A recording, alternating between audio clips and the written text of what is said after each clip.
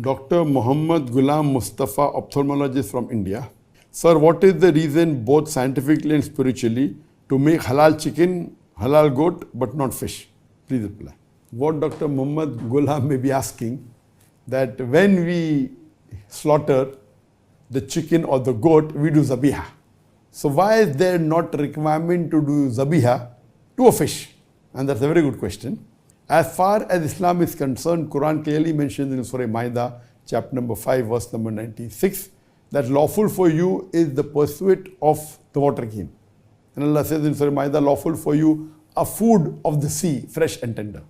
So Allah has given permission, it's allowed. And there are various hadith that also says that amongst the dead animal, the only two that are permitted, it is the fish and the locust. So the hadith, and only blood that is permitted is that of the spleen and the liver. So Islamically, it is permitted to have fish without doing zabiha. But we know Islamically, whether goat, chicken or cow, etc., when we have to eat them, we have to slaughter, do zabiha. In zabiha, what we do, there are various conditions. The main is that see to it that the knife is sharp, see to it that it's not in front of other goat, and you do it swiftly. And once we slaughter the windpipe and the veins and the jugular veins and the artery, when you do it, you leave the animal will writhe and the blood will flow out of the animal. So when you do zabiha, the blood, which is a good media of germs and bacteria, majority flows out of the body. So that's the reason zabiha is compulsory when we are having non-veg food like meat, mutton, beef, etc. Anything, we have to do zabiha. This is the scientific, so that the blood flows out of the body. When the blood flows out of the animal's body, there are less germs and bacteria, because blood is a very good medium of germs and bacteria. So it keeps the mutton or the chicken fresh for longer time. If you have slaughtered by the Islamic method of zabiya, a goat or a sheep or a cow or a chicken, it will stay for a longer time because blood is a very good media of germs and bacteria. So in the normal cases, that if you don't do zabiya, the blood remains in the body of the animal and even the disease remains and high chances of you getting the disease. So Islamic slaughtering, zabiya is a must for non-veg. Now the question posed is, why not zabiya for fish? Because fish is sea life and goat and sheep, they are animals. They don't live in water.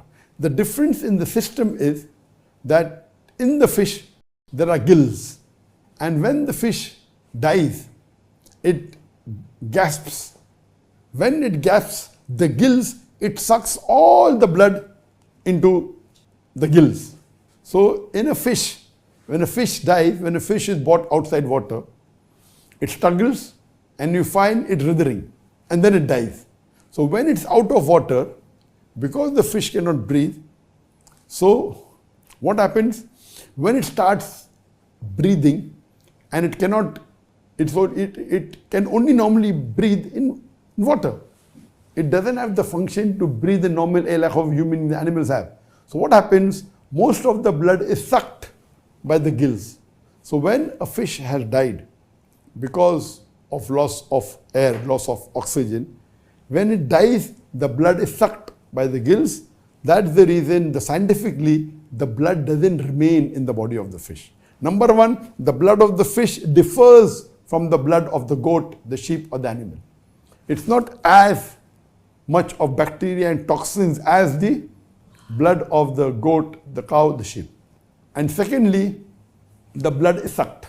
So first of all, this blood is not as dangerous as the blood of the animals. Number two, the blood is sucked. Because the blood is sucked, the germs and bacteria are not there. So eating the fish is safe. This is the scientific reason. Hope that answers the question.